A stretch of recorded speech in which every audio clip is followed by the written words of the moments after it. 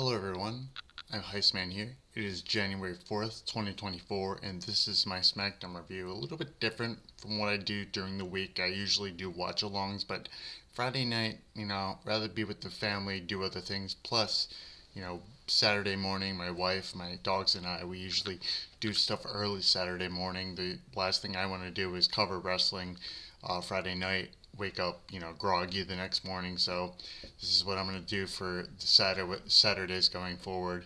I will probably be doing shorts now that they're 3 minutes long. I'll probably be doing shorts after SmackDown, going over what happened, what I thought of the show. And today I will give you a full blown, in depth, segment by segment, what my thoughts are for the show. So that's going to be going forward. Obviously, Monday nights for Monday Night Raw on Netflix, I will be doing a watch along. Dynamite.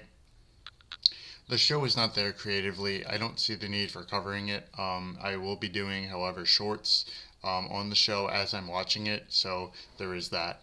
But so last night was a good show, as you see from the thumbnail. Yes, Tiffany Stratton is your new WWE Women's Champion. She came down to the ramp after Nia Jax won, um, Nia Jax and Naomi were, they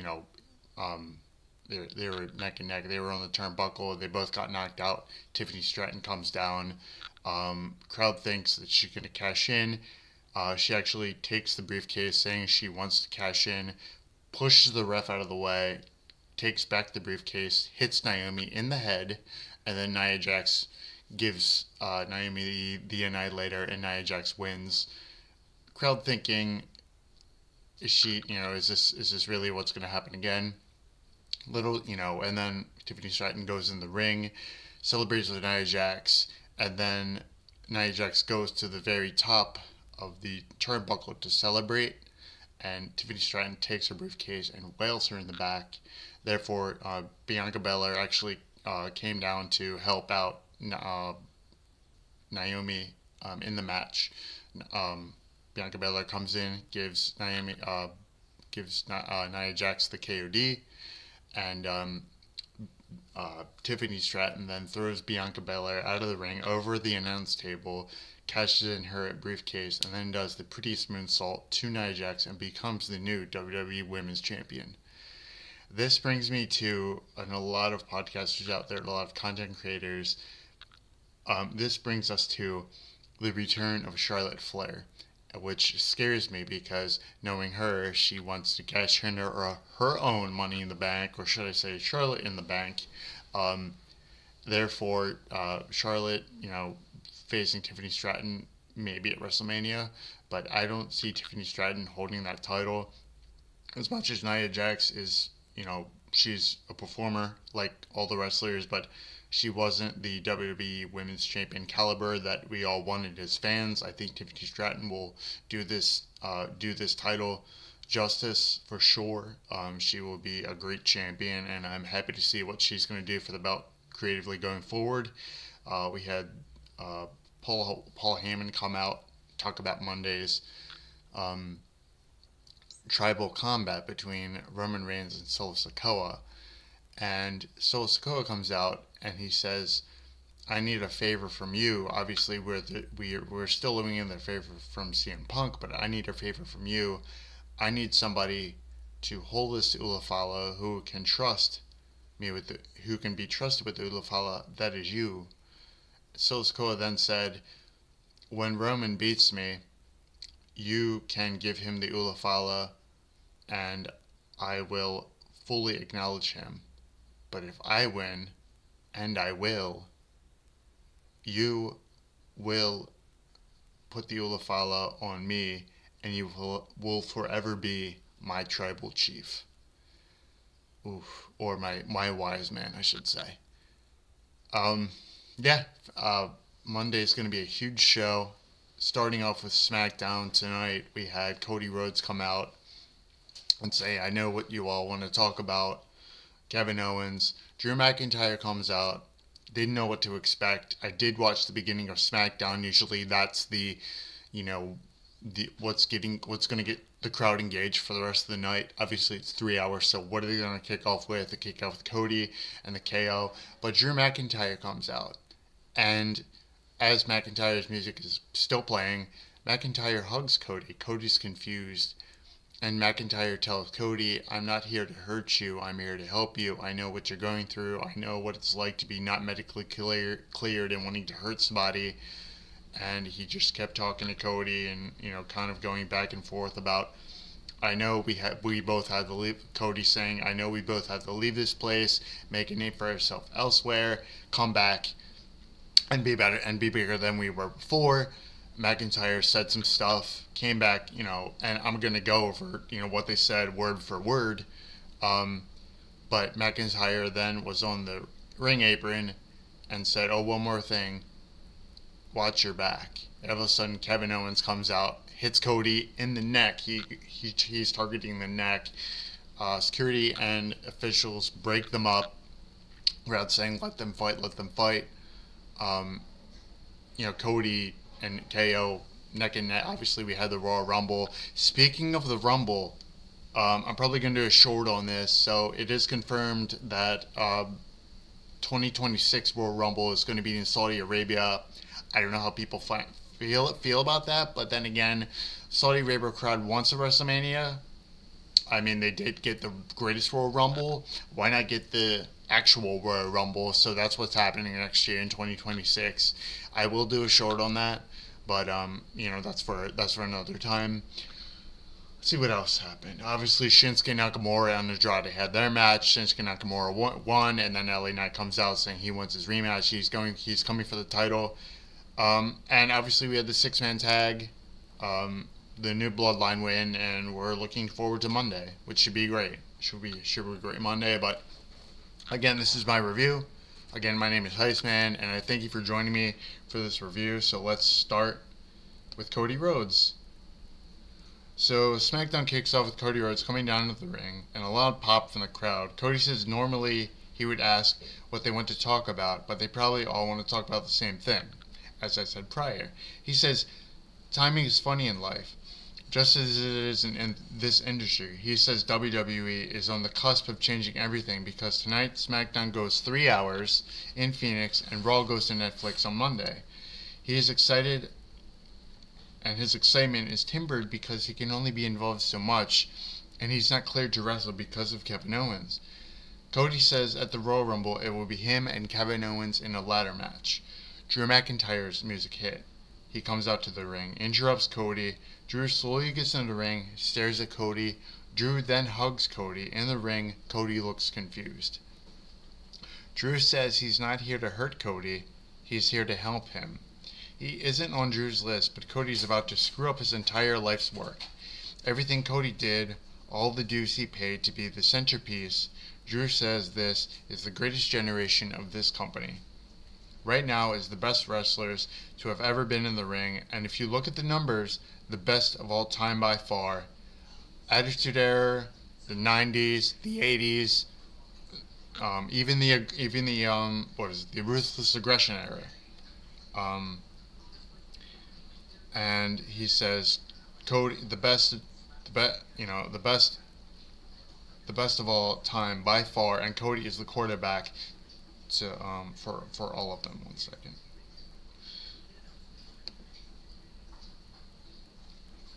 He can see, but Cody's about to screw it all up. He tells Cody that there is a guy running around with a replica title, like a fan in the crowd, pretending to be a champion. And Cody's neck is hanging by, that got a boo, by the way. And Cody's neck is hanging in by a thread. Drew says this SmackDown gimmick can be seen and that Cody needs a friend.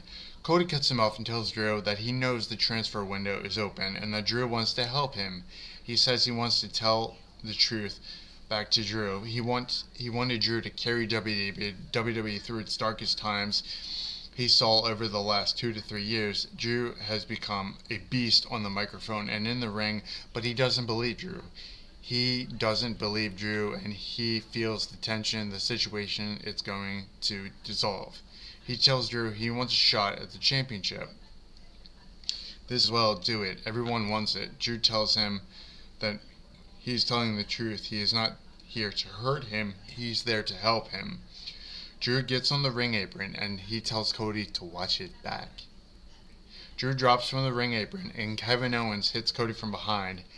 Out comes WWE officials who try to break it up. Kevin is pulled to the outside of the ring and the officials break it up. Obviously, this is then leading to, we have three weeks of television for this. And obviously Drew, we all know that Drew is targeting Roman Reigns. So, Cody, but here's the interesting thing. If Drew beats Cody, which, who knows, then Roman will have to go after Drew, which is probably what Drew wants. That way he can get his revenge of what happened at Clash of the Castle back in 22, I believe, where Sikoa screwed out Drew McIntyre of the title. So it looks like that's what's happening there. Backstage entrances, we cut back to see the Bloodline entering the ring. We cut to Bianca Belair and Naomi entering the arena and Nia Jax walking backstage. Obviously getting ready for their match. They're hyping them up, them entering the arena. So then we go to Shinsuke Nakamura versus Andrade. So I'm going to cut back after the commercial break. Nakamura with a knee and a kick to the side of the head. Nakamura with kicks and right hands, he places Andrade on the second rope and he lands a snap release German suplex. Nakamura climbs to the second rope and lands a knee to the face. He goes from the cover, but Andrade kicks out. Nakamura removes the top turnbuckle, heel move, and Andrade with the drop kick. Andrade with a running Meteora. He goes to the cover, but Nakamura kicks out. Andrade climbs to the top rope. He goes for a moonsault. Nakamura moves. Andrade lands on his feet, lands a stalling moonsault. He goes to the cover, but Nakamura kicks out. Andrade with the back elbow. He goes to the cover. Nakamura kicks out again. Andrade places Nakamura on the top rope. Andrade gets to the second rope. Nakamura slams Andrade face first onto the ring post. Nakamura gets back into the ring, hits Andrade with a Kinshasa, and he goes to the cover and gets the pin. After the match, LA Knight's music hits. He goes for Nakamura. He goes for the BFC, but Nakamura pushes him out of the way and leaves the ring. Nakamura grabs a mic and tells Nakamura that one way or another, he's coming to collect what's owed to him, and he will stomp Nakamura to dust with everybody saying LA Knight, yeah. So that feud's still, that feud's still going on. We might get something at the Rumble. We'll see. So Pretty Deadly and Legado del Fantasma. So we see Apollo Crews is shown walking backstage. He's stopped by Pretty Deadly. Crews tells them that everyone knew that he was lying about who attacked Angelo Dawkins. In comes Legado del Fantasma. Santos tells them if Pretty Deadly are going to lie, they can lie to their face. Pretty Deadly tells them that it is ridiculous and to tell them to calm down. They grab Pretty Deadly, but in comes Nick Aldis and WWE, who breaks it up. We go to commercial break. Nick Aldis is speaking to Pretty Deadly, and in comes DIY. He tells them that they are on thin ice and walks away. DIY tells them it would be a great number one contender match, but they have a big title match against Motor City Machine Guns, and it's very important for them to leave tonight as champions. So then we have a match, Michin versus Piper Niven with Chelsea Green, who is the new United States Women's Champion. So I'm going to go after commercial break. Piper goes for a cannonball, but Michin moves out of the way. Michin with a cannonball onto Niven. In the corner, Michin goes for a cover, but Piper kicks out. Michin goes for an eat defeat, but Piper grabs her and hits her with the Piper driver. She goes for the cover, but Michin kicks out. Piper grabs Michin, one of the covers, and she climbs to the second rope. She jumps Michin with a kick to the face, and she hits Piper with the eat and defeat. She goes to the cover and gets the pin. So then Michin wins, and then a commercial break. So it looks like Michin, obviously Chelsea Green needs opponents for the women's United States Championship. Michin and Chelsea Green, they go a little bit back. They had their dumpster match a couple weeks back. We could be seeing Chelsea Green putting the United States Championship on the line against Michin. But after that, after Chelsea Green beats Michin, who's next in line for the women's United States Championship, Chelsea Green needs opponents for the title. Michin is just the beginning. Who's going to step up? Are we going to see Isla Dawn or any other people that wrestlers that used to work go up against the WWE Tag Team Champions? Are we going to see those women split off and wanting to go for the United States Championship? We'll see. Only time will tell. So now we get to Paul Heyman, what I talked about earlier.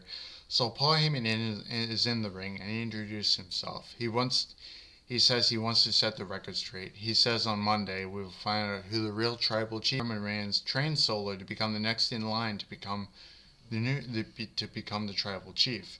They taught him to become the tribal chief. They prepped him for the future, not now. He says at WrestleMania, Roman turned his attention to Seth Rollins for a moment, and Cody took advantage. And that is where Solo Sikoa stole the Ulafala from Roman. He says, that son of a bitch stole it from Roman. He got rid of Jimmy Uso, the wise man, and everyone. And he brought Tama Tonga, Jacob Fatu, and Tangaloa. Heyman is about to leave, but out comes Solo Sikoa from the ring. Heyman tells him he's about 10 seconds from pissing his pants, which was pretty funny. Because the last time he saw Solo, it was not his tribal chief. He got sent through a table, and he knows if he blinks at him wrong, Tama Tonga and Jacob Fatu will come out and do the same thing will happen again. Last September, obviously, when Paul Heyman said, Solo, I acknowledge you are not my tribal chief. Paul Heyman then went into a table which led to Paul Heyman out until he came back to introduce CM Punk as the fifth man for Survivor Series in November. So Solo extends his hand and asks for a microphone. He tells Heyman that he wants to owe Heyman a favor. On Monday, he needs someone to hold the Ulafala during the tribal combat match. He needs somebody who loves the family, and on Monday, if Roman beats him, he will acknowledge Roman as his tribal chief. But if he beats Roman, he will put the Ulafala around his neck, and everyone who knows he owes the Ulafala and that he owns Heyman, the fans boo and Solo leaves the ring. So if Roman wins, Paul Heyman's going to have the Ulafala regardless, holding it and going to acknowledge and going to gift the Ulafala to either Roman or Solo. If Roman wins, Solo will acknowledge Roman as the tribal chief. But if Solo wins, he will not, but he says he will. Paul Heyman then puts the Ulafala around Solo Sikoa, and now Paul Heyman is Solo Sikoa's wisest man forever. And I don't think Paul Heyman wants that. So Monday's going to be, I don't know if it's tribal combat or not. We all know The Rock's going to be there, so going to be a very interesting match. So we have the WWE Tag Team Championship. DIY versus Mercy Machine Guns. Going to go after commercial break. So we have Gargano throwing Alex to the ropes, and Saban tags in. They double team Ciampa. They go for Skull and Bones, but Pretty Deadly run out to distract them. Ciampa with a knee to the face on Alex, and Gargano tags in. They double team Saban. Gargano goes for the cover, but Alex kicks out. Legado del Fantasma runs to the ring, and they chase out Pretty Deadly. Murder City Machine Guns with a crossface to DIY in the ring, and DIY are about to tap, but Pretty Deadly are chasing them into the ring, and they fall into DIY, and the ref calls for the bell. So there was a no contest. I mean, you have Murder City Machine Guns and DIY back and forth for the tag team titles. Both are really strong teams. It's kind of a stalemate, making one team look stronger than the other when they both are red hot, with obviously Murder City Machine Guns coming in the company, beating the Bloodline for the titles. You don't want to make either team look strong, so what do? You create a no contest, and this is how they did it with Pretty Deadly, chasing out Legado del Fantasma to, them getting in the ring, and then it causes a DQ. So then we have Nia Jax versus Candice LeRae. This is where the moment where Tiffany Stratton got her moment. It would have been very cool if WWE was in Minnesota for this SmackDown, but I'm sure the people of Minnesota are very happy for Tiffany Stratton. Speaking of Minnesota, I always get excited. This year's NFL playoffs will be very interesting. A lot of good teams, including Minnesota, Buffalo Bills, Ravens, of course, from Maryland. Obviously, Kansas City. You got the Bucks, 9-7. What else? A couple other teams. But yeah, this year's NFL playoffs will be really